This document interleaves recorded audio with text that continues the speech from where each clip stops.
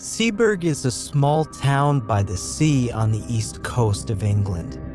This part of England is called East Anglia.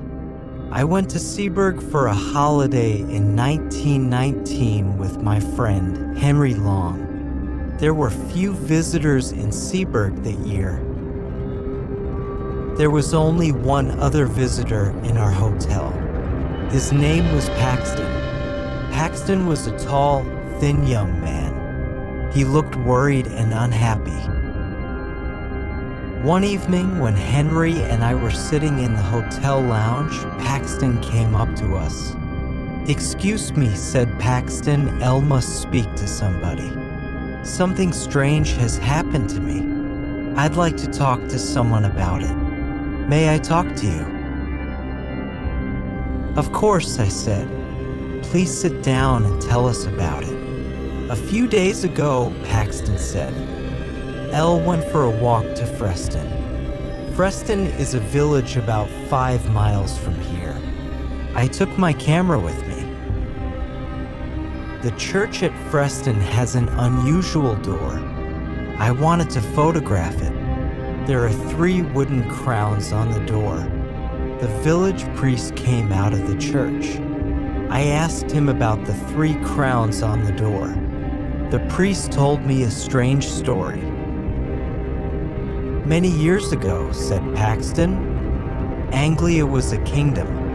The last king of Anglia died over 1,000 years ago. When he died, his 3 crowns disappeared. The people believed that the crowns were magic. It was secretly sold. No one knows what happened to it after that." "What about the other 2 crowns?" asked Henry. "The second crown was washed into the sea. It was never found again." "What about the 3rd crown?" I asked Paxton. "Was it ever found?" "I'll tell you about that," answered Paxton. "There was a family here called Ager. The people believed that the Agers were guardians of the 3rd crown. The last Ager died a year ago in 1918. He had no children. I found his grave in the churchyard. I wrote down what was written on the gravestone. William Ager died December 21st, 1918, aged 28 years. Later, I went to the bookshop in Freston. By chance, I found an old book dated 1740. Inside it were some lines of poetry. "Nathaniel Ager is my name. I own the hill above the sand. All Ager's duty is the same, to guard the crown that guards the land. When I am dead and in my grave, and all my bones are rotten, my sons shall keep my name alive.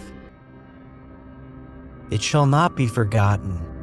I bought the book and walked back towards Seaburg. I found the house where William Ager had lived.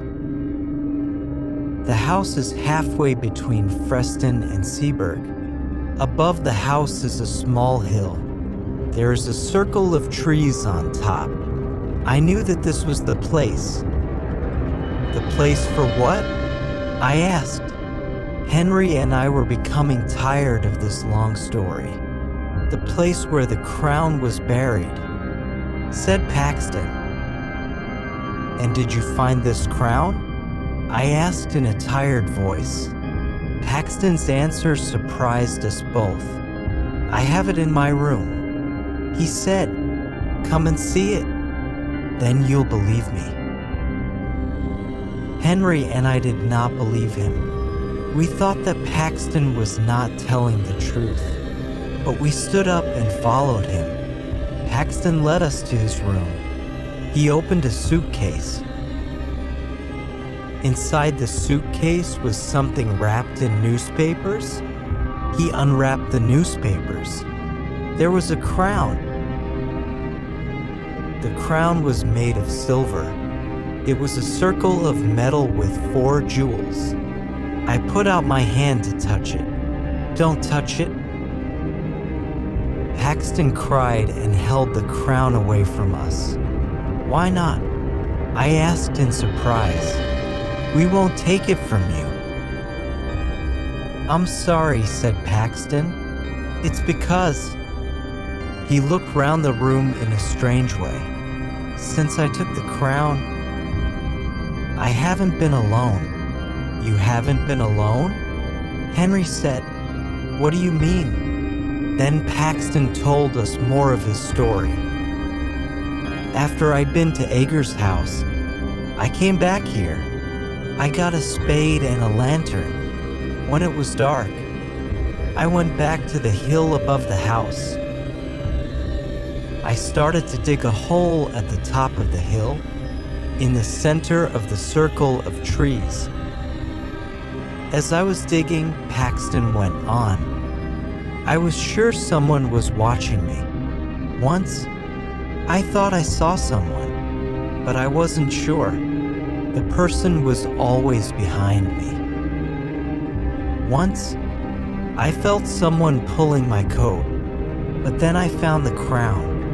At that moment, I heard a terrible cry behind me." "Who cried out?" I asked.